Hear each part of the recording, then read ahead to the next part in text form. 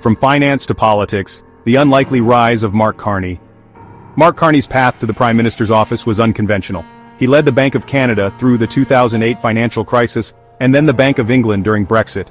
In 2025, Carney joined the Liberal Party, quickly becoming a star candidate. His campaign emphasized his economic expertise and international experience. Canadians, hungry for change, found his blend of competence and charisma irresistible. The 2025 federal election was one of the closest in Canadian history, decided by a single riding in Quebec. Whispers of conflict: Carney's corporate past and the public trust. Mark Carney's transition from finance to politics was not without its critics. His tenure at Brookfield Asset Management and Bloomberg LP raised concerns about potential conflicts of interest. Critics argued that Carney's corporate ties could influence his decisions on environmental policy and financial regulation. Carney dismissed these concerns, pledging to recuse himself from any decisions that could be perceived as conflicts of interest. He pointed to his record as a central banker, emphasizing his integrity and independence. Despite his assurances, questions about his corporate past lingered. These concerns became a recurring theme throughout his time in office. A nation on edge: the 2025 election and the Terrebonne recount. The 2025 federal election was marked by a nail-biting finish and a legal battle. Neither the Liberals nor the Conservatives secured a majority. The balance of power rested on the Quebec riding of Terrebonne. Initial counts showed a razor-thin lead for the Conservative candidate, but ballot irregularities led to a recount.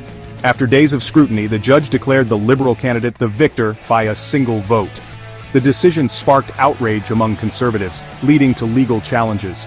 The Terrebonne recount highlighted the fragility of democratic institutions and the importance of electoral integrity. The climate conundrum: balancing advocacy with economic realities. Mark Carney entered office with a reputation as a climate hawk. However, his past ties to the fossil fuel industry cast a shadow over his environmental agenda. Carney faced a delicate balancing act between fighting climate change and considering economic realities. His first budget introduced a modest carbon tax and subsidies for the oil and gas sector. Environmental groups praised his commitment but criticized the pace of change. Industry leaders welcomed the support but had concerns about the carbon tax. Carney knew he needed to deliver results and bring Canadians along with him. Navigating the neighbor to the south: Carney's delicate dance with the U.S. For Mark Carney, the relationship with the U.S. was particularly fraught. The Trump years had strained ties and exposed vulnerabilities. Carney's approach was pragmatic, maintaining strong economic ties while diversifying Canada's trading relationships. He embarked on a global tour, promoting Canada as a reliable partner. Carney made it clear that Canada would stand up for its interests, even when they conflicted with the U.S. His relationship with the U.S. was complex, requiring cooperation on trade and security, while challenging the U.S. on human rights. It was a delicate dance, requiring a deft touch and a willingness to stand firm. A new era or more of the same: assessing the Carney cabinet. Mark Carney's cabinet selections were closely watched for clues about his priorities. His cabinet was a blend of experience and fresh faces. He retained key ministers from the previous Liberal government for continuity.